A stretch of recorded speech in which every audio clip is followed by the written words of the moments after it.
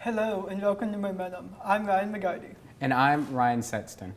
Thanks for joining us today. We're talking with John Engelbert, the Exploring Communication Studies CEO. Thanks for being here.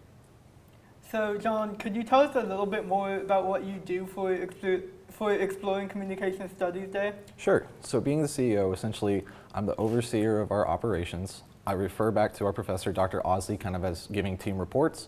And the great thing for me being CEO is I get to kind of see where all the different teams and committees are working and all the behind the scenes, behind the curtains aspect of the operation. Okay. Who is this event for?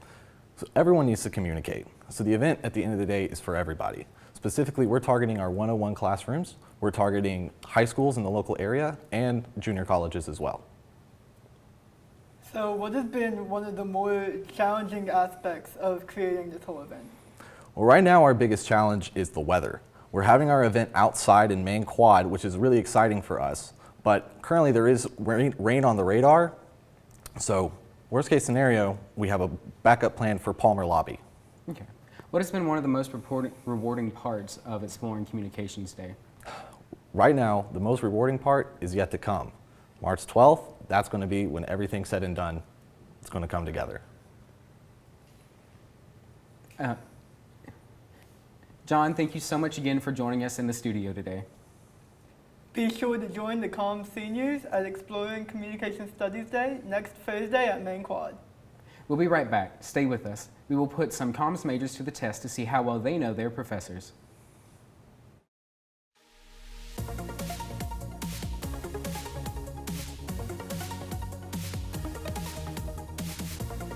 Covering our campus, our community, and all the stories that matter to you. This is Television News.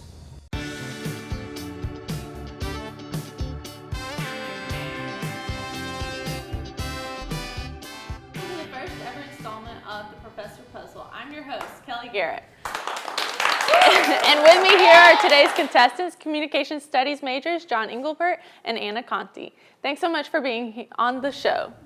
So, the game is pretty simple. I'm going to give you a quote from one of the comms faculty, and you have to answer on your whiteboard which professor actually said it. The contestant who correctly answers the questions will win a fabulous student-budgeted prize. Are you ready?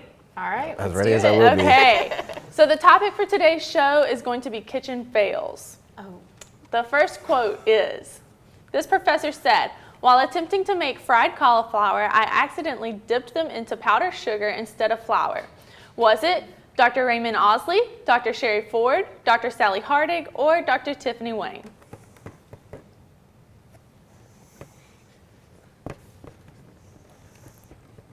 "95% sure." Oh, we're just showing? Who we got? Okay, Dr. so Wang? we Oh, have Dr. Wang. Dr. Ford and Dr. Wang. So, Uh-oh. why did you pick Dr. Ford? I didn't want to explain it. I don't know. I just feel like Sherry gets so caught up in her moments, and she would just mistakenly grab the wrong thing. But it'd be great. I love Dr. Ford, but yeah. And Dr. Wang, why do you pick Dr. Wang? Just the other day in our communications training class, we were talking about how Dr. Wang was getting into the air frying process. And so I don't know, I could see that maybe happening. Okay, all right. Well, the answer for this question is Dr. Osley. Of course it is. Of course. Yes, it is. Dr. Osley. It had nothing to do with frog legs. I was thrown off. We're changing things up I now. appreciate it. All right, so our second quote is, this professor said, "My cooking skills are so limited, I burned garlic toast into an absolute crisp." Who said that? Dr. Osley, Dr. Ford, Dr. Hardig, or Dr. Wang?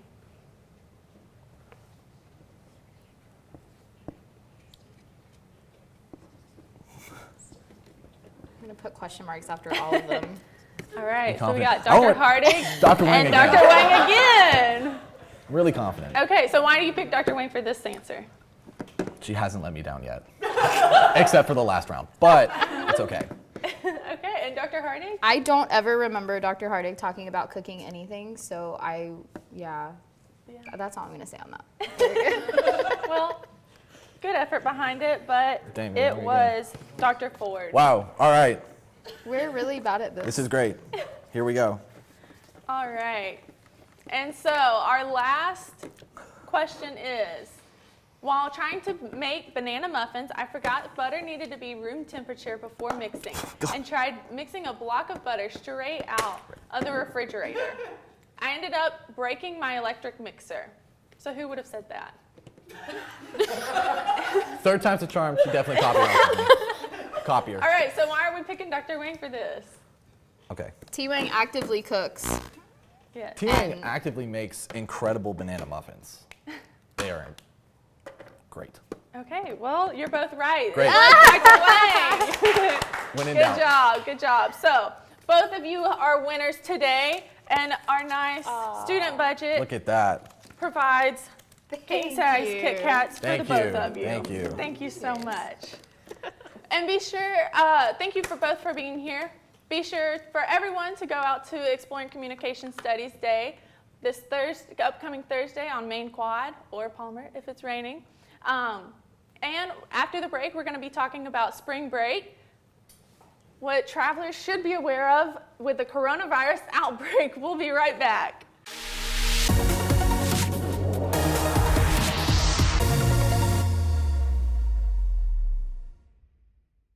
Create your future as a social media manager, filmmaker, journalist, and so much more with a degree in communication studies and mass communication. Visit montevallo.edu/COFA for more information. You belong at Montevallo.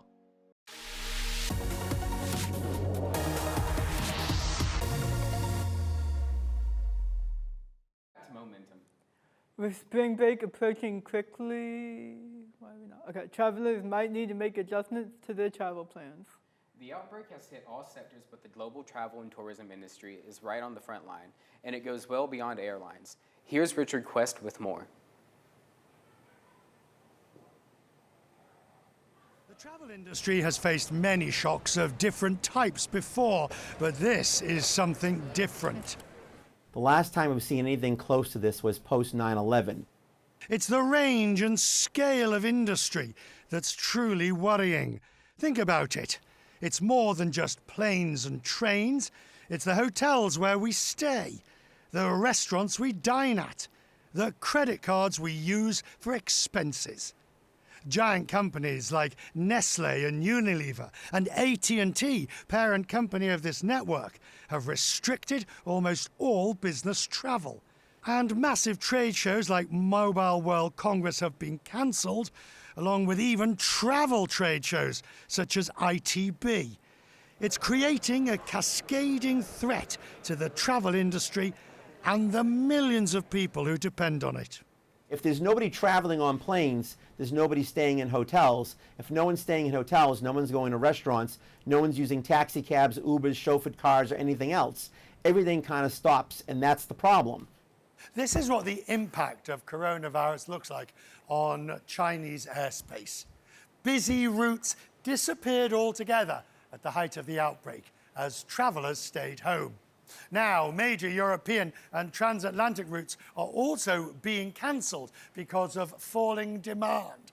All told, IATA says it will cost airlines more than $29 billion this year. It is not good. I'm talking to people who say that this is the worst crisis for airlines since at least 2008 and maybe post 9/11. People right now don't want to travel. The cruise industry has been particularly hard hit. Last month, thousands of people were confined on board 2 cruise ships amid fears of spreading the virus. Coronavirus was detected on only one of the ships. There are fresh restrictions as companies deny boarding to passengers deemed at risk. Cruise line share prices have tumbled heavily. And some countries are turning ships away from ports that rely on the constant flow of tourists. So look at the effects on some of the major players across 3 areas. Cruise lines, Carnival, straight the way down. United Airlines, with all those Asian routes out of the West Coast, also a big faller. And the largest hotel group in the world, Marriott, have seen some very serious falls, down some 21%. This is a new twist. It's the black swan that landed on your lawn. Nobody ever wants the black swan showing up, but we had one show up. But you know, the world is resilient. Humans are resilient. There's always a solution. It's just a matter of how much time is it going to take to find the solution that's necessary. The travel and tourism industry is huge. It's estimated 10% of the global workforce is in some way connected to travel and tourism. So with all its vulnerabilities, the industry is worried but well practiced at dealing with crises. Richard Quest, CNN, New York. Mariah Carey is postponing her Hawaii concert because of the coronavirus. The pop star says she pushed back her March 10th show because of evolving international travel restrictions and everyone's safety. The concert is now scheduled for November. Carey says for the first time ever in Hawaii, she will perform her special All I Want for Christmas Is You and Hits extravaganza. United is the latest airline to waive fees for changing or canceling flights. As the industry takes hits from the coronavirus outbreak, the airline says there will be no change fees or any flights booked between Tuesday and the end of March. If customers later decide to cancel, they can apply the ticket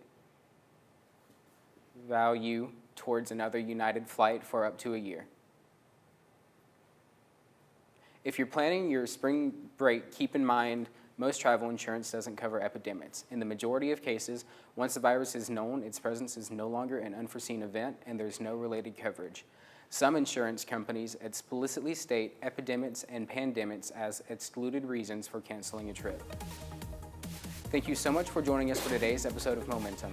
We hope you have a great weekend. We will see you again next week.